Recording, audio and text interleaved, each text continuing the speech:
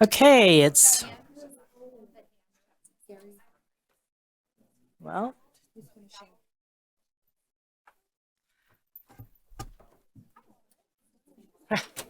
all right, welcome to the Murray City Municipal Council for May 17th, 2022. Wow, we have a lot of people attending. It's good to see you guys. Oh my goodness. Oh. All right, we'll get going. Call to order. Also, as far as the roll call goes, all council members are present, as is the mayor, the city attorney, and the recorder. So welcome everyone. I also see in attendance Amy Winder Newton, who is well, I guess you represent part of Murray on the Salt Lake County Council, right? About two-thirds. Well, welcome, Amy. I'm assuming you'll speak with us a little later. Okay, great. Thank you. All right, now we'll have the Pledge of Allegiance, and I have asked Brenda Moore, our finance director, and she said she would. How can you not?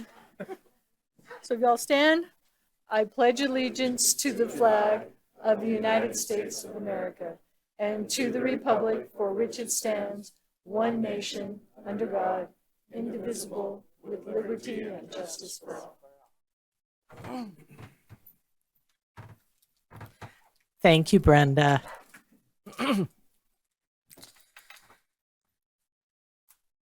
Okay, we have an approval of minutes for council meeting on April 19th, 2020. Are there any changes? All right, if none, I will take a motion. I make a motion that we approve the council meeting minutes from April 19th, 2022. I'll second. All right, very good. All in favor? Aye. Any opposed? Okay, it passes. Now we're to the special recognition part of our agenda. The first one is the Murray City Council Employee of the Month, who is Jamie Baird, Office Administrator 1, and it looks like myself, Kim Sorensen, and I'm inviting Mayor Brett Hales to join us since he's the one who started this whole thing. So, Jamie.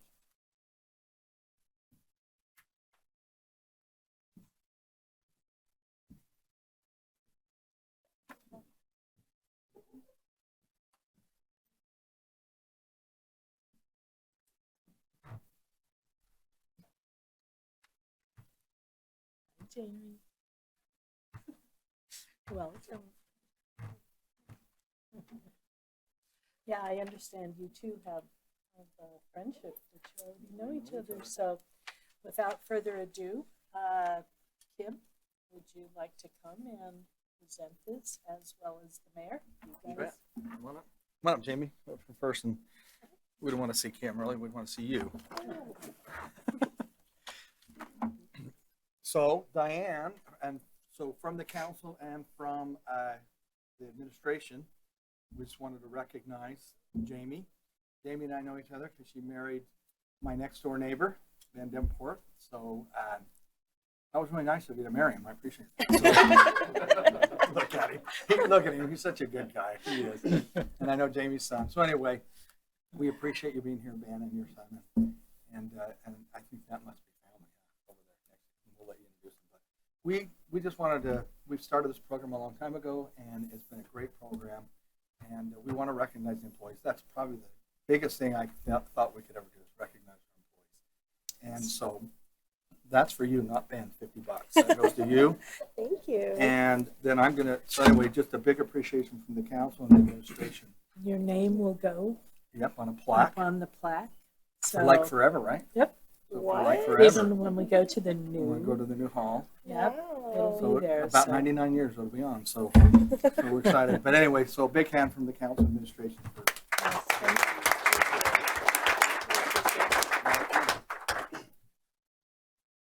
Thank you, Mayor and City Council. So let me just tell you a little bit about Jamie. You can see that she's real excited to be here tonight. In fact, I think she asked me 5 or 6 times today, what should I say? So I suspect she has a long speech ready. But the reason that we submitted Jamie's name for Employee of the Month was for several reasons. She's broken several records, I think, with the city. One is she's only worked with the city for about a little over a year now. So the record she's broke is I suspect this is the fastest somebody's gotten Employee of the Month, and that's for good reason. Jamie is just superb in what she does. She is the first person that sees the public as they come into our office with 4 different divisions. She answers the phones, is the first one to transfer the phones. And she's had to learn 4 divisions as to what they do and how we serve the public. She's a quick learner. She's done it very well. The other record that she's broken, and maybe not as glamorous, is she is now on her 3rd supervisor. So she is training her third supervisor. So as you can imagine, we've needed Jamie to fill in a lot for the last year as we've gone through 3 office supervisors. And they're not leaving because of Jamie. They've left for other opportunities within the city. And before I turn it over to Jamie, let me just congratulate her and let you know you'll see that her name is Jamie Baird on the application, but her name changed to Jamie Davenport about a week and a half ago as she was recently married. So thank you, Jamie. Jamie.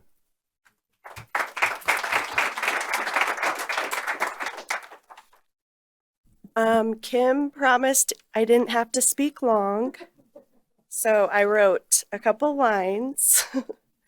So the Parks and Recreation Department has a lot of moving parts and many people that contribute to the smooth running of the department.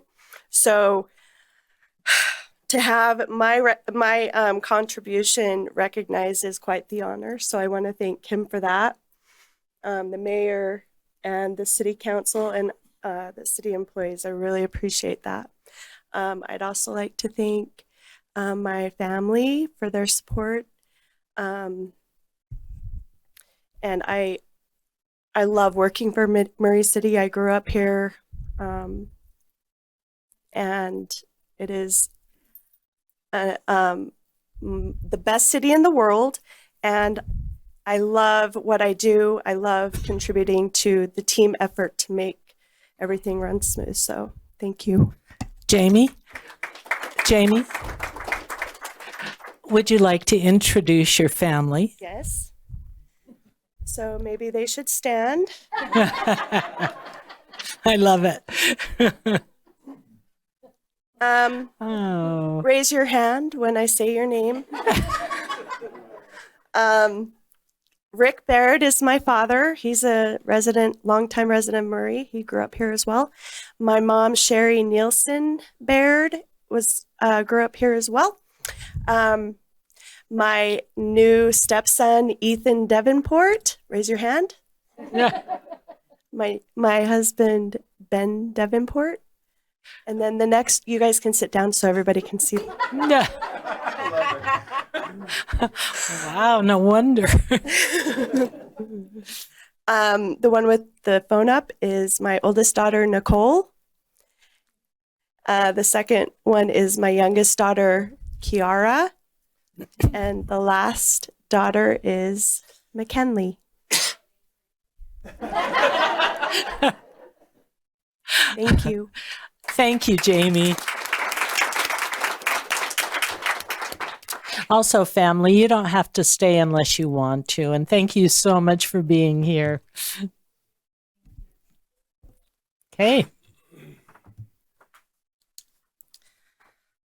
All right. Now it is time to consider a joint resolution of the Murray Municipal Council and Mayor designating the week of May 15th through 21st 2022 as Emergency Medical Services Week. Mayor Brett Hales presenting. Thank you, Diane. Julie, come on up. We don't have anything to present anymore. Oh, both of you. Why don't you both come up? You both. Hey, come on up. In fact, since we have 120 firefighters here, let's have you all come up. I'm just kidding. Look at them. Who's watching our city? Look at these guys over there. We're grateful to have you here. That's awesome. There's some more people out there, I think, too. So, well, anyway, we just want to, as Diane said, this is a joint resolution from the council and the administration. Whereas the emergency medical service system consists of emergency physicians, emergency nurses, emergency medical technicians, paramedics, firefighters, educators, administrators, and others. Whereas it is estimated that there are over 1 million emergency medical services personnel in the United States. And whereas the members of the emergency medical services teams, whether career or volunteer, engage in thousands of hours specializing in training and continue to educate and enhance the life-saving skills. Whereas emergency medical service are vital public service, and the members of the emergency medical services team are ready to provide life-saving care to those in need 24 hours a day, 7 days a week, and we've seen that several times here in the city. Whereas emergency medical service providers are dedicated to saving lives and possess a sense of duty to aid others that is inherent in the profession and that stays with an emergency medical service provider for life. Whereas access to quality emergency care dramatically improves the survival and recovery rate of those who experience sudden illnesses or injuries. Whereas emergency medical service providers have made significant sacrifice in the course of duty, including the loss of life and service of others. Whereas these emergency medical services providers dedicate their lives to helping others and are a strong partner within our community as well as our schools, and continue to educate the general public in life-saving techniques. Whereas President Gerald Ford proclaimed the first National Emergency Medical Service Week in November of 1974. Whereas Emergency Medical Service Week highlights and celebrates those on the front lines of providing daily life-saving services to members of the community. Whereas it is appropriate to recognize the value and the accomplishments of emergency medical service providers by designated Emergency Medical Service Week. Now, there be it resolved by the Murray City Municipal Council and the Murray City Mayor as follows. We designate the week of May 15th to May 21st, 2022 to be Emergency Medical Service Week in Murray, Utah. We hereby honor and recognize the dedication and commitment of emergency medical service providers. We acknowledge the vital public services and the life-saving care that members of the emergency medical service team provides to the residents of Murray City and the community as a whole. It will be passed and adopted this day, the 17th day of May 2022. Let's give them a big hand. I'll turn it back to the council and then we'll have... Perfect. Perfect. Yeah, thank you. Okay. I will take a motion. I would like to make a motion that we, sorry, I changed the page. Consider a joint resolution of the Murray Municipal Council and Mayor designating the week of May 15th to the 21st, 2022 as Emergency Medical Week. So, yes. I second. Okay. It has been motioned and seconded. Is there any discussion? All right. Would you please? Aye. Aye. Aye. Aye. Aye. Thank you. It has been passed. And there you go, Mayor. Travis, it's all yours. This is the first time Travis will speak and Joey will have to listen. Yeah. Thank goodness. I wish it was the opposite way. So, Mayor and City Council, thank you for letting us be here tonight to present EMS Week to you.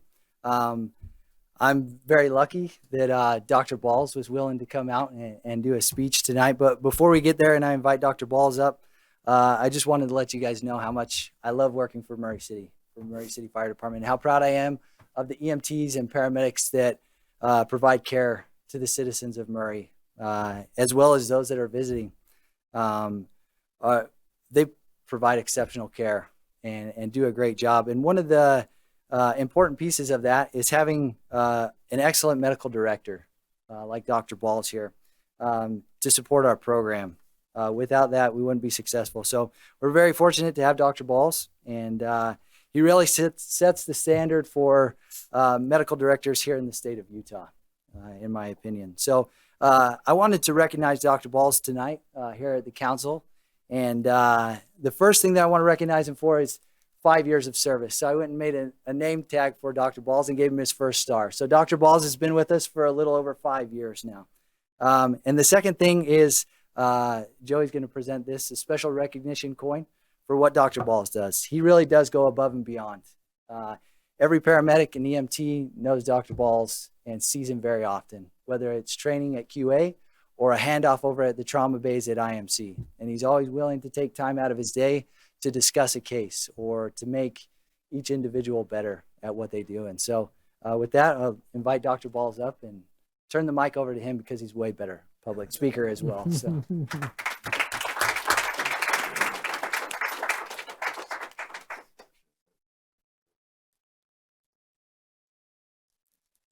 That's great. Mayor Hales and Murray City Council, I'm grateful for the opportunity to be here tonight, and I'm grateful for the recognition provided by Joey and Travis this evening. Wanted to share with you a few thoughts. The EMS theme for this year is Rising to the Challenge. A few weeks ago, one of my partners, Tom Nelson, was working a weekend evening shift, and he happened to reach out and text me. And I want to share with you the following text message about an event that happened that he was involved with. He said, "I just got a post-cardiac arrest patient from Murray Fire. They deserve kudos." I'm going to get a little emotional here. And a lot of positive feedback. Some guy collapsed in Murray Park across the street. He got CPR from a witness. They gave great pre-hospital care, an excellent sign out to the ER team, and he was up in the cath lab with the cardiologist almost immediately. Strong work on their part. You must be bribing them each time they do a good job. I'm not bribing them. They are motivated by a desire to serve our community and do the best that they possibly can. I have another colleague at the hospital who recently, a number of months ago, suffered a very severe traumatic injury, and our Murray Fire team gave exceptional care and saved a life that day. Whether our Murray EMS personnel were responding to an infant in respiratory distress, a trauma patient, a cardiac arrest patient, I can personally attest to their collective ability to rise to the challenges they face every day. We are privileged to have excellent men and women who are dedicated to their call to serve the citizens of Murray and surrounding communities. We train on a regular basis and review our medical care so that we can be the best at what we do. We appreciate the generous support of Murray City Council in providing us the necessary resources, equipment, and opportunities to train so that we can recruit the best of the best and be prepared for the uncertainties that we may face tomorrow. I am honored to serve as Murray Fire Medical Director, and it is my privilege to work alongside such a fine group of individuals. I am grateful for them, and I hope that they can withstand the physical, mental, and emotional challenges that they face, the trauma that they see, and I hope that they can get satisfaction and fulfillment in the work that they do. I want to thank each of them personally for what they do and how they have affected me, and I thank you for the opportunity to be here this evening.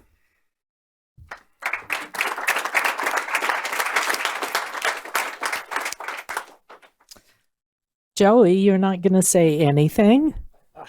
You know what? I wasn't going to add anything to Botcher, but since you offered, I will say one small thing. Dr. Balls, thank you very much for being our medical director. It was 5 years ago that I sat across the table and as Chad and I interviewed different medical doctors.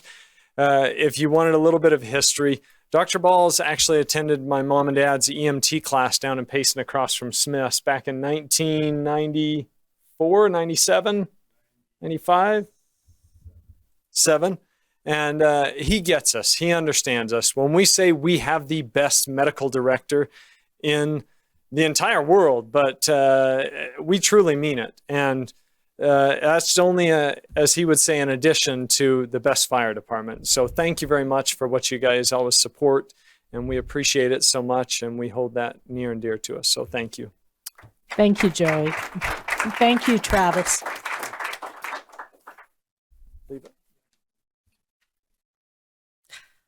All right. We'll continue on, and we are now at the citizen comments portion. Let's see. So we have 3 minutes. Comments are limited to less than 3 minutes. And please include your name and address and your district. So, anyone want? Hello. Hi, Lawrence. It's not like you've seen me in a while, right? My name is Lawrence Horman, and I generally list my addresses where I happen to be standing at the moment, because I am one of the many people in this country and in this state that are considered homeless for various reasons. The thought that occurs to me today that during the work meeting earlier, there was talk about low-income housing and pressing that issue. There was also talk about, I can't remember what they phrased it, but basically alternative housing units on a house, on a property. And I have considered those things as a thing that would be essential and extremely useful in helping people to get out of homelessness. Where cities ordinances don't have to be, new ones don't necessarily have to be written. They might have to be changed a little bit, the current ones that exist, or interpreted a little differently to allow people to allow things like tiny homes, motorhomes, campers, tents, if need be, for family members and friends to be on their property, as long as they're kept, in the same, they would have the same expectations, should have the same expectations as any house or apartment building, where they're kept clean, they're not allowed to be trashy, there's not a lot of criminal activity going on, where a person can be allowed to be there and feel safe, like they're not going to get kicked off for reporting criminal activity. Making such things available where they don't, detached housing from the actual building but still on the same property, would make a big difference in allowing people to have a place to live, be safe, be clean, and be stable, where they can get work and get out on their own. And I would encourage that you look at your ordinances in the city to allow for such things to happen. Some people, it may simply be the card that they have, but if that's what they have and they're safe that way, I think it should be looked at as a possibility to allow. And I, as Council Member Winder can tell you, I have encouraged this thought at the county level as well. And the county just recently passed an ordinance for, was it detached or just alternative? I can't remember. A couple council meetings back. So countywide, so that their ordinance should not get in the way of any city that chooses to follow suit. And so I would seriously encourage you to look at such things as a possibility. Thank you. Thank you, Lawrence. Good evening. My name is Amy Winder Newton, and as was said previously, I represent about 2/3 of Murray on the Salt Lake County Council, and it is my honor to get to represent your city. I wanted to just stop in. We had our council meeting earlier, and I thought on my way home I was going to pop in and just say hi, and I'm going to pass around my cards in case you don't have my cell phone number, so that you guys have that if you need anything.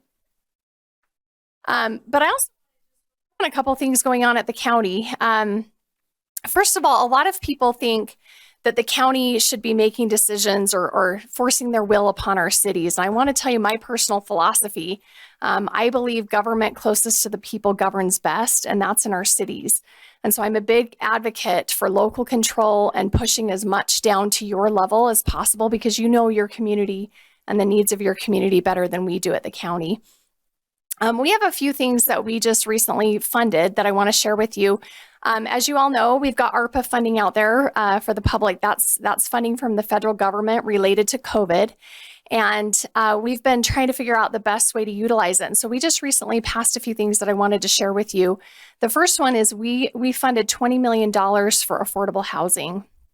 And what we're going to be doing with that is doing it as a grant program where nonprofits, the community college, other colleges and universities can lay out a plan for navigators to help people. I'm sorry, I'm mixing up which plan is which. For affordable housing, we're basically partnering with people who are building existing apartments or other units and willing to set aside a portion for lower income individuals. And so our regional development department is working with people to identify which projects would be good. So keep your eyes open if you have something in your city that might qualify for that. The second one is a workforce program. And we allocated $10 million for that. And that is a program for people who are 200% below poverty line. And those are for people who want to get higher education and into better jobs. And so we're working with the community college and other groups to have navigators to help with that. We're also working with the Department of Workforce Services on the state level for wraparound services to help support them. And then another one that we're doing is related to water conservation. That's a big issue as we enter into another year of drought.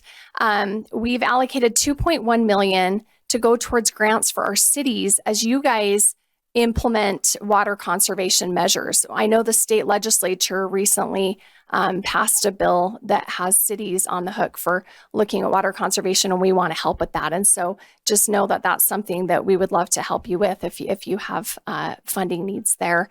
And then the last thing is we are looking at doing some things in the county like flip your strip in our parks and recreation areas to help with that as well. So my time is up. I will update you on other things another time, but thanks for letting me come. Thank you, Amy.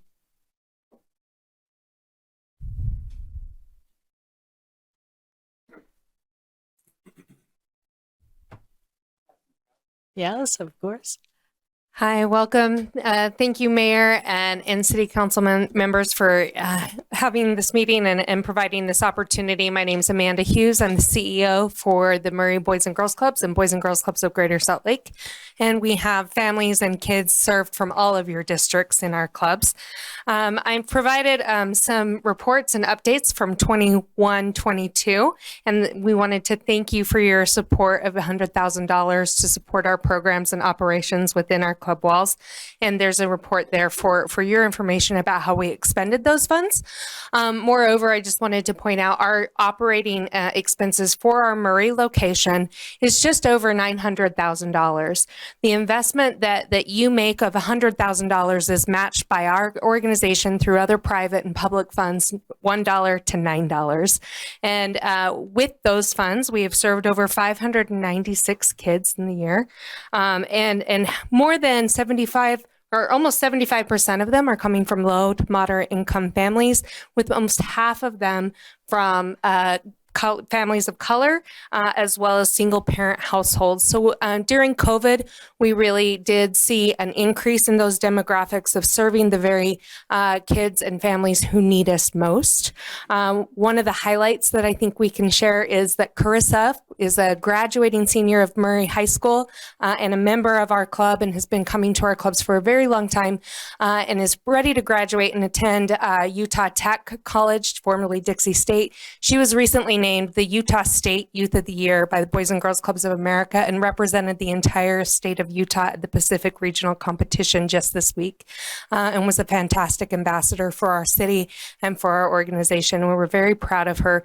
She does credit the Boys and Girls Clubs and the help that she received during the pandemic at its peak to help her be on track to graduate, as well as help with the mental and emotional support and needs that she needed to navigate during the really, unprecedented time. We've done a lot to increase the services for our families, especially around academic remediation and mental and social emotional learning. We're increasing our partnership with Murray School District for after school and summer programs. This year, we're starting to serve more kids to get them so they're doing their school and summer programs in the school and then are transported from the school to our clubs to finish their day to get that wraparound support, family engagement, social emotional learning, and snacks and meals for the rest of the day so we can offer full day programs for the summer for more kids in our district. We're really excited to be making a lot of improvements to our club. Our facilities, our gym needs updated, as well as our vehicles and vans, and increasing our food and nutrition programs for our kids as well. Currently, the 596, just want to say we have 67 kids and families on our waiting list. So the need is great. And I would ask you to consider renewing your support of funds to support our programs for the coming year. Thank you. Thank you. And I just wanted to let you know if you want more time, more than 3 minutes, you can always contact Jennifer and become part of our committee of the whole. So, and we appreciate what you do. Good to see you, Bob.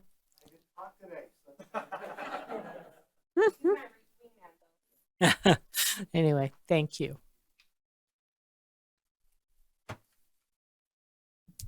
Anyone else?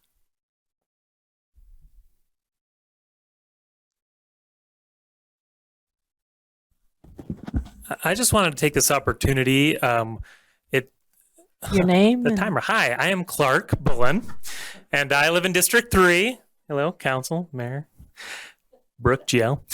Since Councilwoman Amy Winder Newton is here, I wanted to thank the county for their support and funding of the theater, and also the council for, in their budget meeting, deciding to put the theater funding back in the budget. So on behalf of the citizens in the city, I wanted to say thank you for that. Also, in regards to the survey that was being discussed during the RDA meeting, I've had a lot of people talk to me about their desire to take the survey, but that it's a random survey and they may or may not be one of the 10,000 that are reached out to. And some people had suggested possibly doing a second set or a comparison set to that randomized sample of either one, putting the link to the survey on the city website so that anyone could come and take it, or possibly going through the boards of the city, the various boards and commissions that are supposed to be representative of all of the districts and all of the citizens of Murray. So theoretically, that should also be a general sample that represents the whole city. That would give more people an opportunity to participate in the survey. I think a lot of people are excited about the results, and a lot of people want to feel like they are a part of downtown and the direction downtown is going. And I believe it was Councilman Harekesi who mentioned that as we renovate the theater and as we redevelop downtown, we really need citizens to be invested in the process. Otherwise, it won't be successful. And allowing more people to participate in the survey could be one of the ways to get people invested. Thank you. All right. Thank you.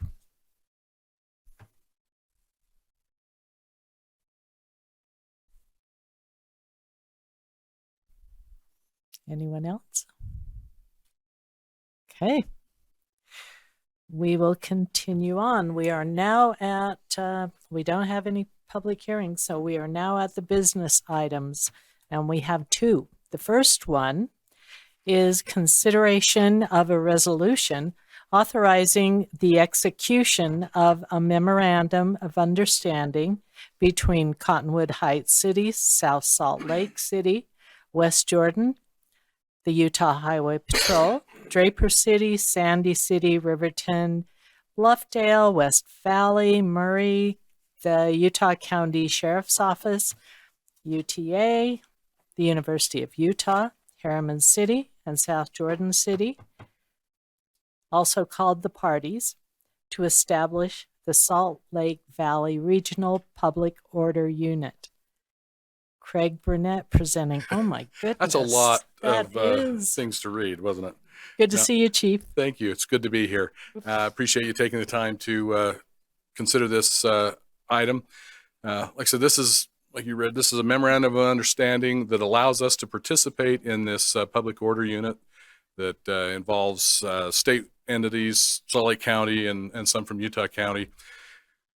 For a public order unit. This allows us to participate either if we have, heaven forbid, a need to be able to call on resources for them to come and assist us, and for us to also be a participating agency by putting some people, to have them be part of this public order unit.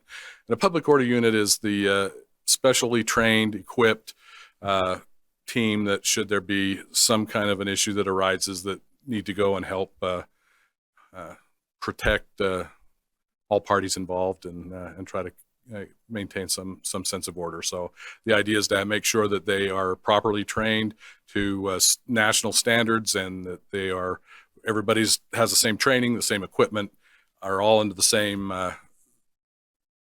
leadership, and have the idea of what's going on, what can happen, what they can't do, and how to protect the citizens and everybody else. So that's what we're asking. All right. Are there questions for the chief at this point? Okay, then I would appreciate a motion.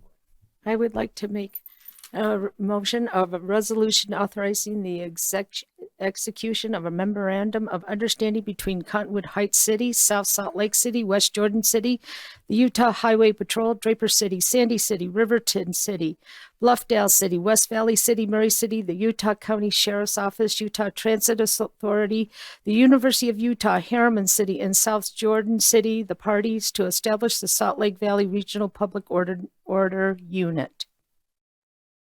Good job. I will second that motion. Thank you very much. We have a motion and a second. Is there discussion? Okay. Hearing none. Brooke, would you call the roll? Aye. Aye. Aye. Aye. Aye. Thank you.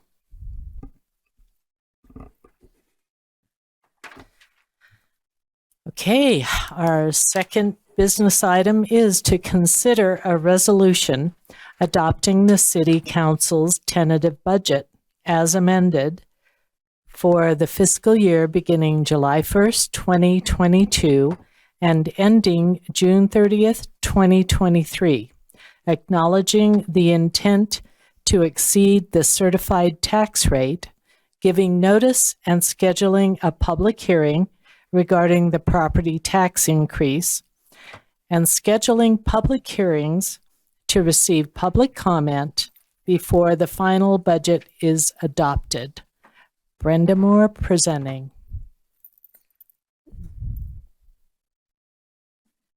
Hopefully my fancy clicker will work. And let me go down there to.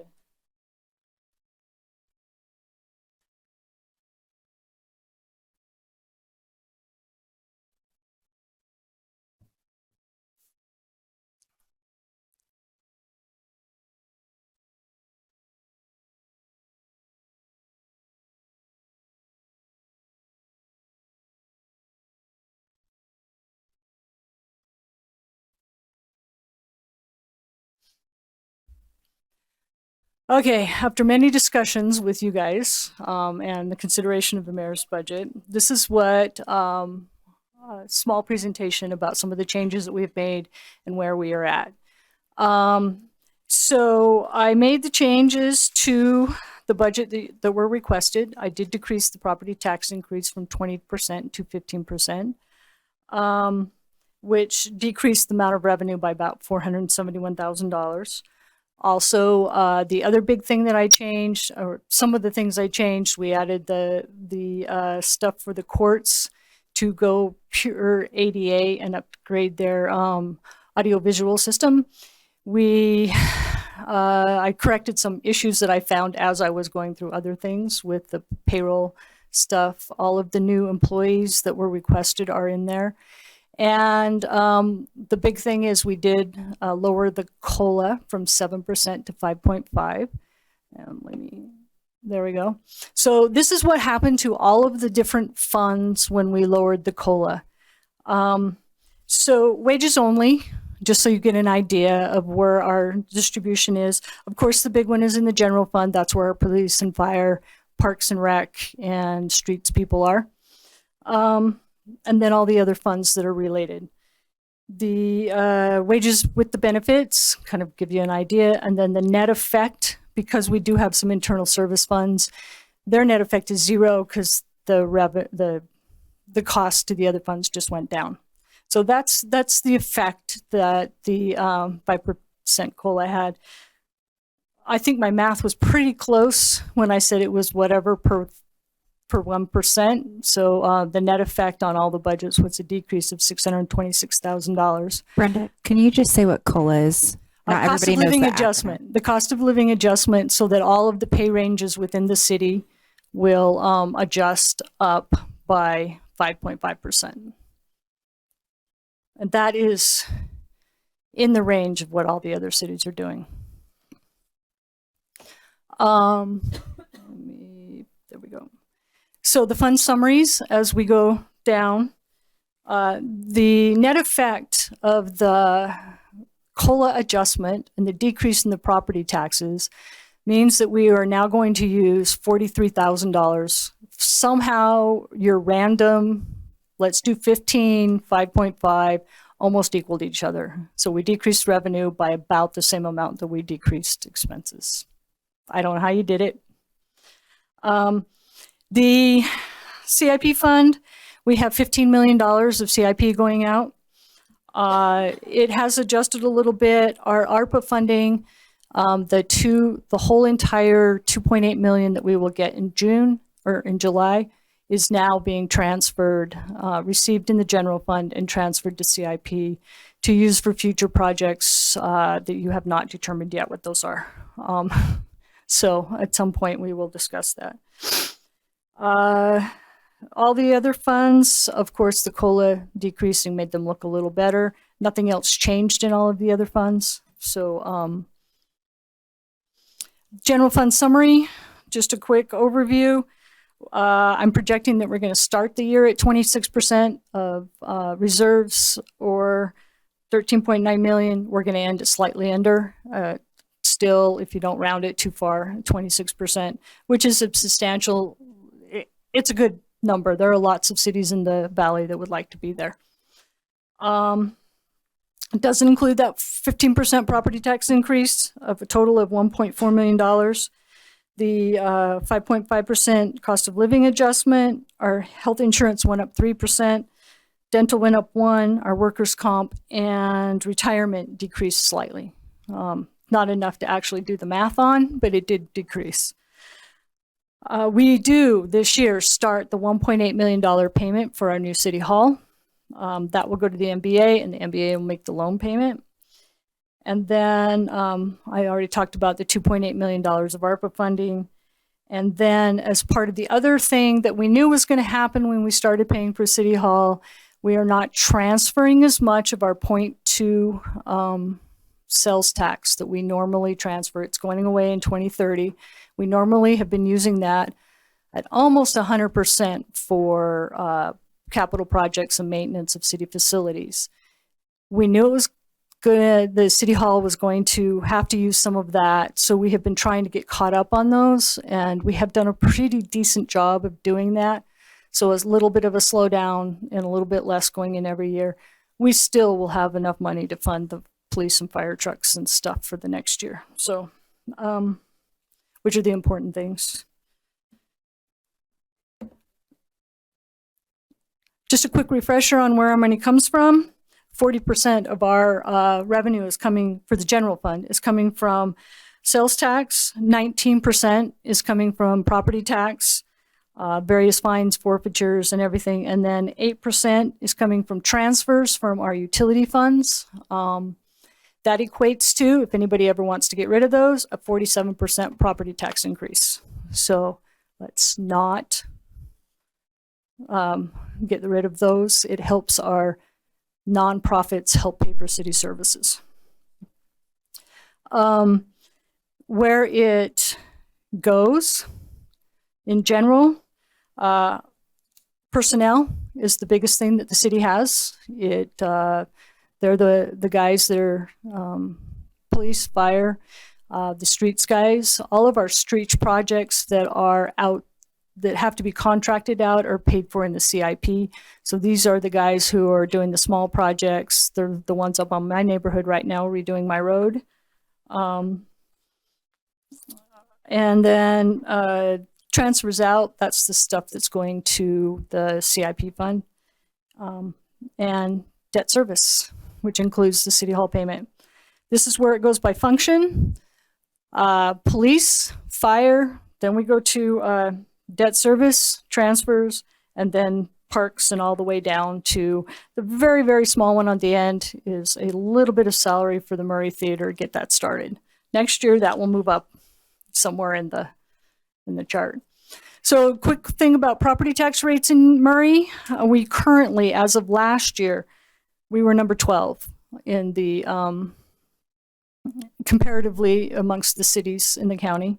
And after this property tax increase, if nobody else were to raise their property taxes, which we all know a lot of them are, because we're trying to keep up with salaries, we would be number 9.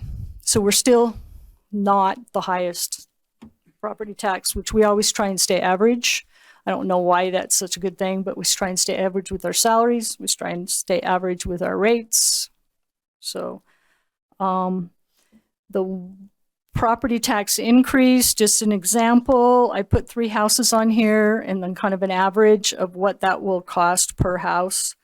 Mine's at the bottom. Mine's house number 1. I'm cheap. I buy a cheap house. So it's mine would go up $37. So I'm raising my own property taxes.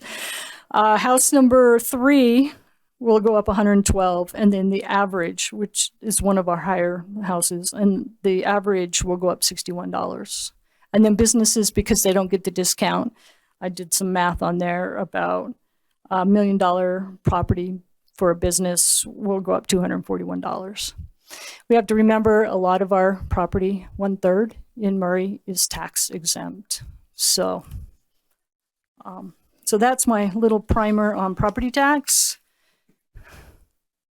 Other general fund highlights, the budgeted revenues without intergovernmental or bond proceeds increased 8%. The personnel in the general fund increased 5%. That's pretty much the COLA. We've had a lot of retirements, and so that's kind of keeping our wages down, even though the ranges have been increased. And then operations in the general fund have decreased 4%. So we're doing our best to keep the operations level in order to help fund some of the personnel. The CIP fund, just some quickies on what's funded in that $15.85 million. The Murray Theater at 5.2. That's the worst case scenario, we hope. We're hoping to get donations and some supporters to get in there and help us with that. The Murray Mansion to finish the renovation and turn it into a museum, $500,000. A park storage building, $1.2 million, so that we can possibly at someday turn that armory, that old armory building, into a really nice meeting facility. And so we are starting the plans for that. Police cars and equipment at $578,000. A new ambulance and other fire equipment for $1 million. Playground and update in Murray Park. It used to say west of the concession stand, but if you actually think about it, there is no concession stand anymore. We tore it down. So they're going to replace the playground where the swings are. So it didn't make any sense. I had to actually ask where that is. And then the streets projects, $3.3 million of streets projects. Some of that is being funded through that HB 244, the bond that we did last year at that ridiculously low interest rate, so that we can get those jump started. And then meeting dates. So today we're going to approve the tentative budget for everyone in that budget book that you have, except for RDA and MBA. They have different boards. And so tonight, the tentative budget for everyone but those is before you. Let me get my dates thing up. I can't quite read the picture on the computer right there. So the June 7th, then the MBA will have a meeting and they will approve their tentative budget. And then on June 21st, the MBA will have a meeting to public hearing to hear about the budget and to approve the final budget. The MBA, that's Municipal Building Authority. That is the fund that is building the city hall. It's currently set to use like $12 million of its fund balance. As soon as we get through the year end, I'll do a budget opening to move the rest of the city budget. I put just enough in there, I think, to handle the expenses through September, and then we'll roll the rest in, and it will finish building the city hall. The RDA, it's a different set of rules, so it doesn't need a tentative budget set. So on the 21st of June, we will have a public hearing about the RDA budget and approve that. The big dates, the tentative budget that you are approving for the city, on June 7th, we are going to hold a public hearing. It's not required, but the public needs to give us all of the information they can on this current budget as it sits. We'll have a public hearing that day, and then again, we will have a public hearing on the tax levy on August 9th. Also on the 7th, we will have a public hearing concerning those transfers from the utility funds to the general fund, so that you can hear the public's view on those and then get it approved or declined. So, and then August 9th is the Truth and Taxation meeting. And hopefully the rest of the cities in the county will be going that day too. So that's the tentative budget. Anybody have any questions on what I changed from the mayor's budget or any other questions? I have one. Any questions for Brenda? I would like to address the council on the COLA at this time. I had to write things down so I wouldn't get emotional. The taxpayers have a vested interest in keeping our good employees in Murray. This is especially true for our public safety employees. These employees have gone through training and continue to take classes and have been certified and recertified in their areas of expertise. Thank you. As taxpayers, we have invested a lot in these great men and women. They have also acquired many skills and knowledge through their years of service. We can't afford to let our cities, afford to let other cities offer a few $1,000s more and take away these highly trained individuals. We can't afford to be the city that trains public safety employees for other cities in Utah. It's a risk I am not willing to take. So that is why I'm making a motion to amend the COLA from 5.5% to 7% for fiscal year 2022 and 2023.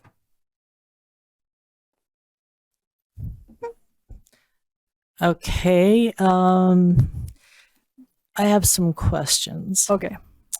So what is the current inflation rate? When I looked in January, it was 8.1. It's probably up around, I would guess 9 or 10, but it has leveled off. Okay. But I haven't looked since. I know it's more than 8. Right. And that impacts all of us. That impacts all of us. And that yes. impacts our employees big time. It does impact our employees.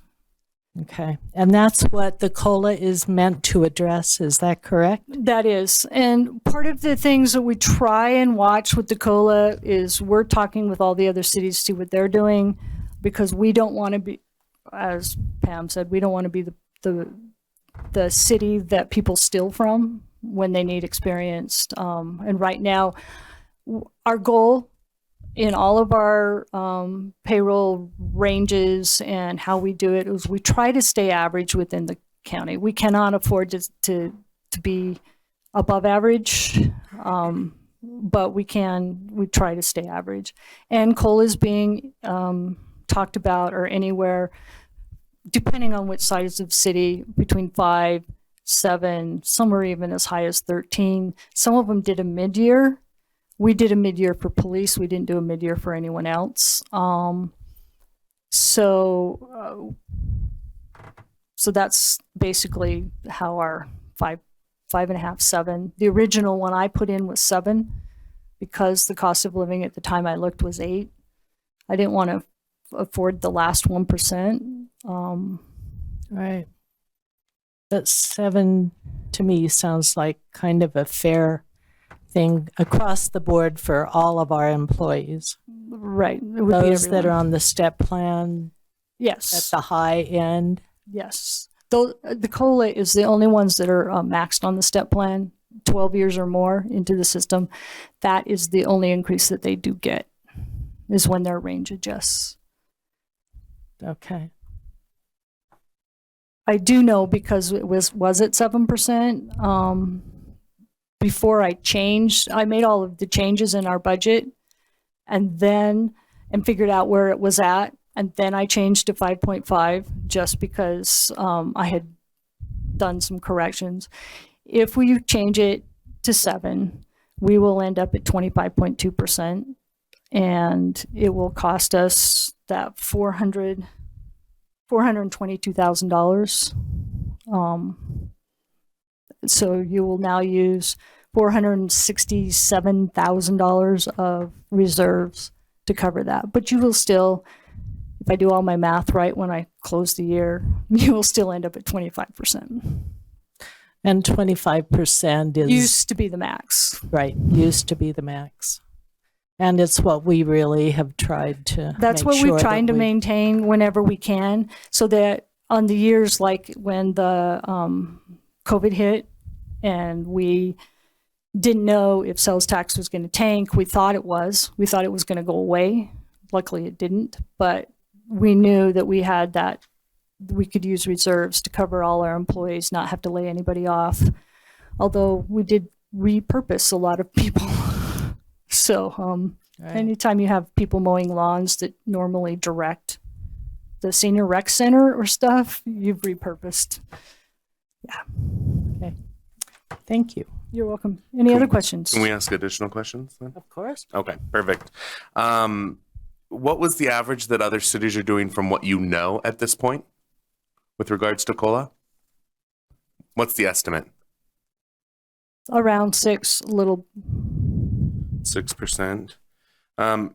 You actually, would you mind standing up at the podium just for a second so I can ask you a couple questions? Robin, please. It's Robin, right? I want to make sure I got names right. What is our percentage of employees that are in the STEP program versus, and so that our listeners understand, STEP is basically every year you get an additional increase of 2.5% to 5% depending on where you are in the program. So what's the percentage of employees that get that more or less guaranteed number as long as they perform their basic duties of their job? So all of our employees are on the STEP program except for like the. Sorry, let me rephrase. How many are still getting steps versus are at the max of their steps that would only benefit from COLA? I had my paper. I know you did. And then I was like, oh, they're not going to ask me. So let's see, out of 400 employees, I think it's 100 and Brenda has the. There we go. Sorry for the mess inside of Brenda. I'm sure you'll be able to navigate. The one thing that I should have known I needed to bring was the budget. You have it on your desk too. Okay, I got it. It's right here.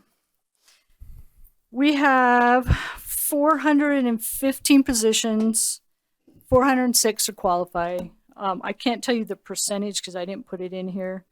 So 406 of the 415 are in the. Okay, actually, here we go. 97%, 97 employees or 24% are eligible. So they're new employees, newer, are eligible for the 5%. Mm-hmm.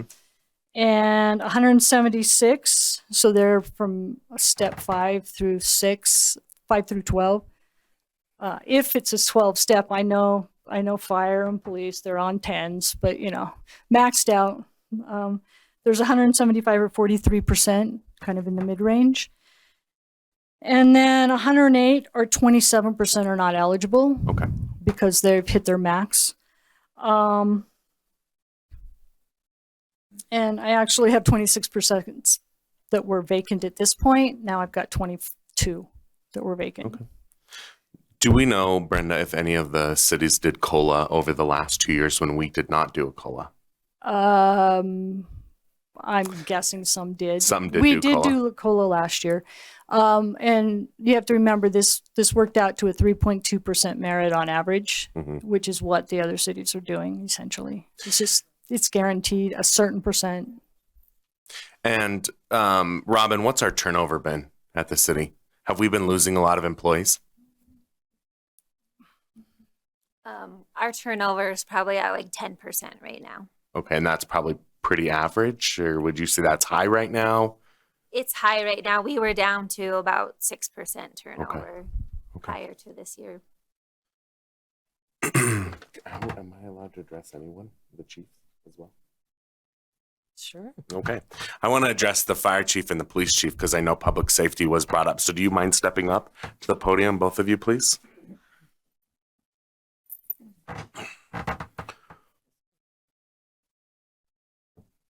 I just want to get a pulse or a feeling. Do you feel like this 1.5% is you're going to have a mass exodus or a fleeing of your employees and your qualified people? I just want to make sure I understand kind of the pulse you have on your departments, because that was the departments that were specifically referenced. Well, speaking for the police department, I don't think we would see mass exodus, but where we're concerned with is the lower end employees where they're not as invested. And so those first probably 0 to 5 years, it's not uncommon for them to jump around and bounce around for one that's going to offer them. You know, we've lost, we haven't lost a lot recently, but when we do, sometimes it's not for as much money as you would think. And it's just that little bit more money that they can go and make at that stage. So, you know, my biggest concern is the low end, the new employees, the ones we've invested in and we're trying to get. And they're the one, and those tend to be the ones that are out working the patrol shifts in the streets, Right. and the ones that we see a lot of. But is there potential that the city that's doing 13% may now be more enticing because we're only doing 7% potentially? For some of them, yes. Okay. Absolutely. And for you? So for fire, it's pretty similar. As we wouldn't be subject, unless you did it for multiple years, for a mass exodus at all. They have a lot of trust and faith, and you guys will keep them up to par. I would say this to kind of, portray where it is important. If you have 1 or 2 people leave, if I lose 2 paramedics, for example, and I'm not able to recruit 2 other paramedics with their certification, that represents about $120,000 in training of our wages, our overtime, and then their schooling. And so that's where the rubber really hits the road. It's not necessarily a mass. A mass, I would deal with a bigger struggle than that. It would be the training and the qualifications on street. Paramedic school, it's expensive. It's, to give you an idea, it takes about anywhere between 9 and 12 months for them to go through. And our staffing, we staff as such to run the biggest bang for the buck with Brenda on this. And so anytime one's at school, then they 100%, every single time they're off, it ends up causing an overtime shift, which is a good chunk of money. So hopefully that helps. It does, definitely. Thank you. Brenda, is there a way to carve out these 2 funds and give them a higher COLA in order to maintain the competitive advantage? We could. I would hate to do that because then what you're saying is our streets guy or our water guy, right, who is in just as demand, because we actually had someone who came to us from West Jordan. They decided to finally match his salary and he left because he could match ours. So we will start losing those people. Right. We're already having trouble getting building inspectors. We're losing an engineer. Hopefully that's not due to the wage. That's due to family situation. Right. And the fact that our engineers can't work remote because you can't look at a street project remotely. Right. So it's possible, but it's you would not possible, recommend it. But as far as equity goes, yeah, I know these guys. I mean, understood. Definitely, but we are losing other city employees also. Okay. Or And then could just lose. one last thing, because I want to give more time to my colleagues here, is I want to support the fire and the police and all of our great employees, but I just want to remind the council we're passing a 15% tax increase. So when our citizens who are not getting these baseline wages, I know at my company, they're giving 3 to 5%. At most other local companies, they're not giving 7%, 8% increases to keep up with inflation. So remember, then we pass a tax increase, and yes, our employees are doing well, but that doesn't necessarily mean that we aren't burdening our citizens further. So I just want to make sure we keep that in mind as we get ready to pass this sort of thing. And the one last piece is I would entertain or recommend that we think about pulling out any elected officials from the COLA, and that we separately deal with that as a salary increase rather than as a COLA, because we're not necessarily employees of the city. We are elected officials that are here to represent the citizens. And so if we're going to increase our wages, I feel like we should be doing that separately, not as part of a citywide increase. Can I jump in? So I want to address a couple of things there. First, I want to say that being an elected official should be an accessible part-time job, which is why I will never vote for anything that would take pay away from an elected official, separately carving it out. If you have to pay for childcare, if you have to balance a part-time job, I just don't think it's equitable. And I think the size of the council budget, it's performative to hold that piece back, is how I feel about that. I'm also not in favor of cutting out just for our public safety, obviously hugely important. But just to echo what Brenda said, we have to value all of our services that our city brings to us. And so I have a full-time job outside of council. I work for the state, and I've been having lots of conversations with people in the city of like, but I don't get that, right? And I've been a little whiny. I've been a little grumpy about it, and that's not an appropriate way to approach a conversation like this. And I really, sorry, my allergies are really bad, and so my eyes are hurting. So I promise I'm not getting as Only I know. only that's a Pam thing. I only do that. But I do apologize. But so I did want to touch on the very specific budget challenges that cities see that we don't see at the state level and that we don't always see at private levels. And that is a conversation I'm grateful for everyone who's had that with me this last couple weeks of working for the state. Idaho isn't going to poach me to go work for them. I'm not going to move to Idaho.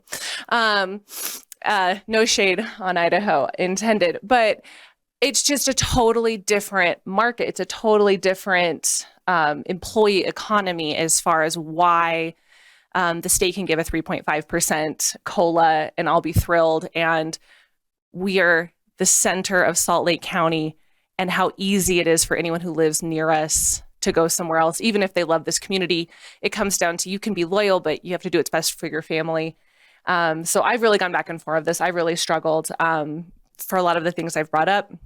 But I think what really pushes me is the 8.1% inflation, and that is on the low end, I think, of what we understand it to be. That just because other people are struggling doesn't mean those we have the impact to help should be struggling. That if we can help keep up with inflation, obviously it all comes out of the budget. It's, we've been agonizing over department by department, line by line. So I want to be clear, this isn't just a swing, or I'm not sure the word I'm looking for. But because of the really high inflation, because of the unique market of city employees and how we have to be so mindful of that, I'm not afraid of a mass exodus. I'm afraid of every little one. Every little one matters, and it hurts our community and our services. So because of that, I would support the 7. And listen to them. And also, living on the west side, I've seen many of our fire and our police go into other cities to support their efforts during fires or emergency or whatever else they are encountering. And this is helping other cities also. with the 7% increase. It's helping them to be part of Murray. These fantastic men and women, thank you for everything that you do for our city, everything that you will do for our city. Thank you.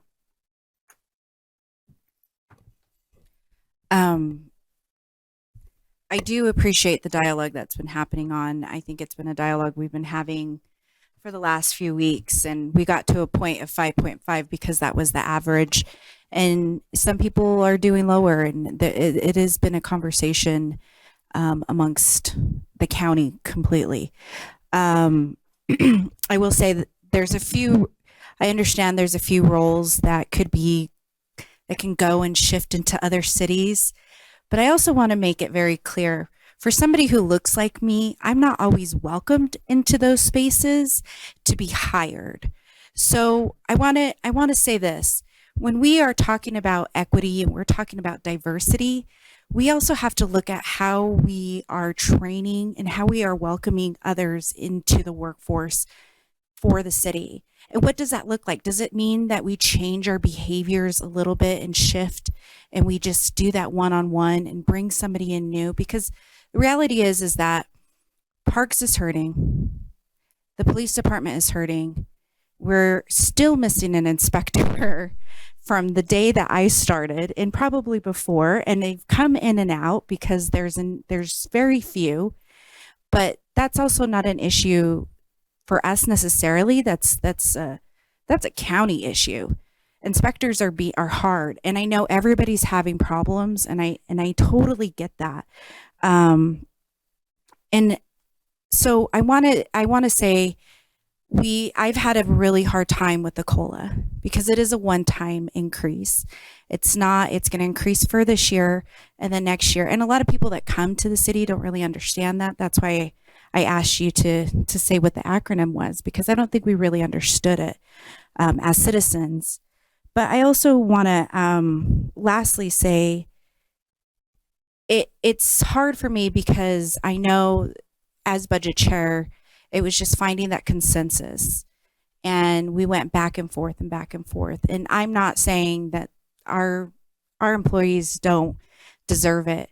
But when I see a 6% increase in salaries and then a 4% decrease in operations, citizens see what goes on the streets. Citizens see that. And not to say that salaries aren't worth it, but we should always, if not increase operations a little bit more. And I'm sure Parks feels it, and we're all feeling it. And we had really hard conversations about the budget all the way around. I'm comfortable with even a 6% COLA, and but it really, I know the motion right now is 7, and I guess we'll go from there. So thank you. I would also entertain a friendly amendment to 6% if Councilwoman Cotter would accept that. Not at this time. Okay. Okay, so we have a motion on the table. GL? Do we then, how do we? You can do it one of two ways. You can go ahead and have a second and vote, or you can wait until you've discussed the entire tentative budget and someone makes a motion inserting 7% instead of 5.5. Is the current amendment, the current motion, just the amendment piece? Is that the case? Mm-hmm. Yeah. Okay. Well, then I'll second the amendment, the motion to amend to 7%. Okay, we have a motion and a second. Is there any further discussion? All right, Brooke, would you take the roll? No. Aye. Aye. No. Aye. Okay, so that motion passes 3-2, so just barely. Okay, now what do we do? If there's any other discussion or take a motion. Can we just now continue with the the budget? regular? You can have further discussion on the budget. You can, Since it already says as amended. Okay, so that will suffice for, okay. All right, then number 2, we'll continue on and I would take a motion. I actually have a amendment I would like to make to the budget. I would like to amend down the property tax rate increase another 1.5% and take that out of reserves. If we're going to do, we ought to protect our citizens the same way that we're going to help our employees out. And so I would propose that we amend the budget down another 1.5% property tax increase. So that would take it from 15 down to 13.5%, taking the additional out of the reserves. As we're still very healthy in our reserve number, state minimum is 5%. We're going to be between 20 and 25% with this.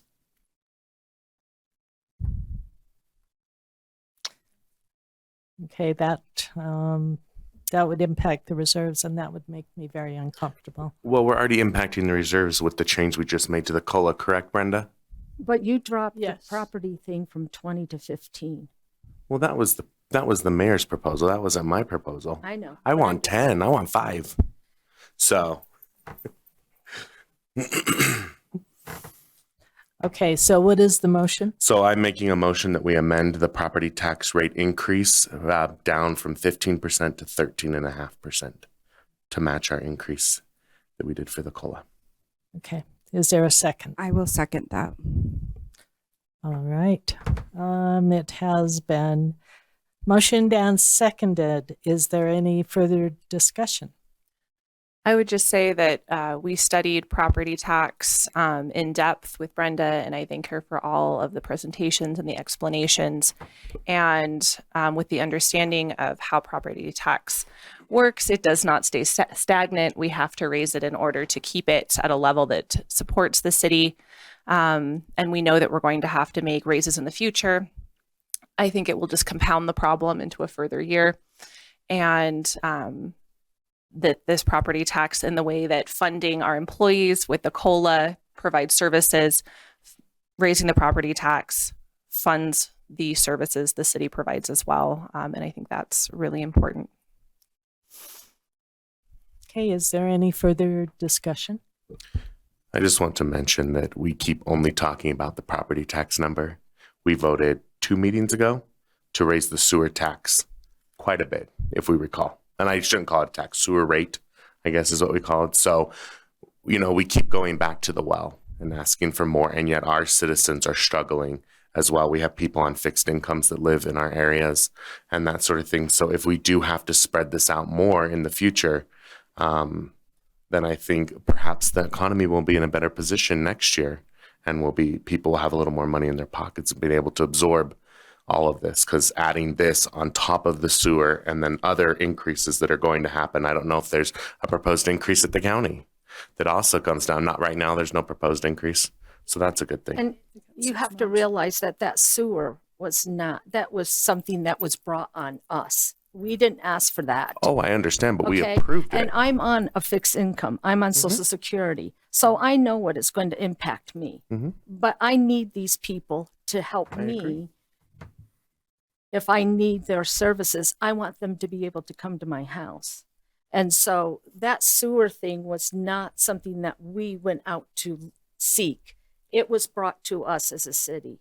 So I want the citizens to know that also. Absolutely. That we did not ask for that. I agree completely. And I would just point out that, but it is an additional burden on our citizens. So they didn't get that offset with anything. And frankly, the sewer treatment plant is not tangible until it's not there. Right. And so it's something we definitely needed. But all I'm pointing out is that our citizens didn't ask for hyperinflation, or not hyperinflation, inflation or a slowdown in the economy that they also got. So I just want to make sure we're being equitable that way.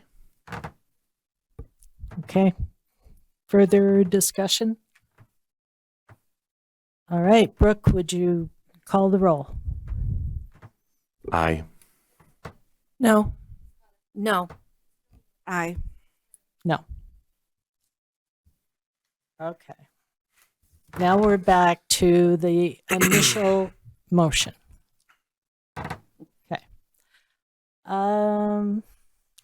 And do we have a second? I'm kind of lost.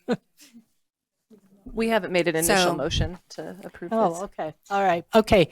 Let's have, would someone make a motion?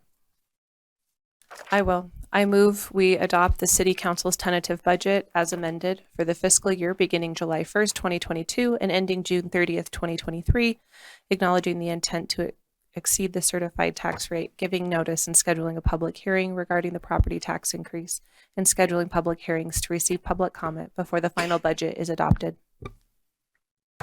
Do we have a second? I second it. All right. Any discussion on the motion? Any further? No, I just want to thank Brenda for all her work. It was, I want to say I'm very impressed with what Brenda has done. I think she took the lead on this full and grabbed the bull by the horns and was truly impressive in how she put this all together and dealt with our many questions and edits and changes and things. So thank you, Brenda. Yes, you've been amazing. I just want to say lastly, I really do appreciate Brenda in all of this. And I know there was a lot of questions and comparisons, and I appreciate the additional work. And I, you know, I have a lot of questions, and I know sometimes it was a lot of struggle, but I also want to be able to understand it. So I think you really helped me along the way in understanding all of that. And I do appreciate that. So thank you, Brenda, for that. I also just want to mention to the public, please look at the budget. There will be a Truth in Taxation in August at 9th, and that information will come. And I also want to add that in the budget, the mayor has entered the Utah Compact on Racial Equity, Diversity, and Inclusion. It's a declaration of 5 principles and actions to create an equal opportunity. And I know I mentioned this before, and I will reiterate this again to everyone. And I say this because I know a lot of people came up in the city, and there was always a lending hand of somebody who may have just needed that little bit of push, and somebody who needed a little bit of a community, right? And I think that's what Murray really thrives on is community. And whatever the conversations may be or had, I do welcome every department head to read the compact. I think I've signed it, the mayor signed it, and I think the rest of the council should look at it and sign it and really become familiar, because there is a lot of conversation about equity, but equity, we are there. I think the police department has done a great job on that. And same with the fire chief. And I would like to see every department kind of just really elevate each other even more, and our community even more, to bring in people that look like me a little bit more into the staff, and not just myself, but other, across the racial board, and really give opportunities there. And somebody like Carissa, she is an amazing, amazing student, and I've gotten to know her pretty well. And I think, that's a great opportunity right there. So I think it's just reaching back into our community and our existing nonprofits and organizations, and really maybe starting there a little bit. So overall, thank you. I do appreciate the rest of the council. I know we weren't all in agreement, and that's okay too. I think that's what the beauty of government and what it looks like and what it can be. So thank you, everybody, for all your hard work, and thank you to the staff. And I would like to say one more thing. Brenda, thank you. As first-time vice chair on the budget, thank you for all the meetings you had with me, all the phone calls you answered for me, everything. Thank you so much, and for teaching me what I need to know. Thank you. All right. Let's see. Do we have a second? I made a motion. I wasn't sure if we'd had a second. No, or not. we had Pam a did second. second. We Okay. have a motion, a second. We've had discussion. Amazing. And so now, Brooke, would you take the roll? No. Aye. Oh, oh my gosh. No. Aye. All right. The motion passes. Now we're at the mayor's report and questions. Mayor. Thank you so much. I appreciate that. And I know our employees truly appreciate that. Kim Sorensen sent me a message today.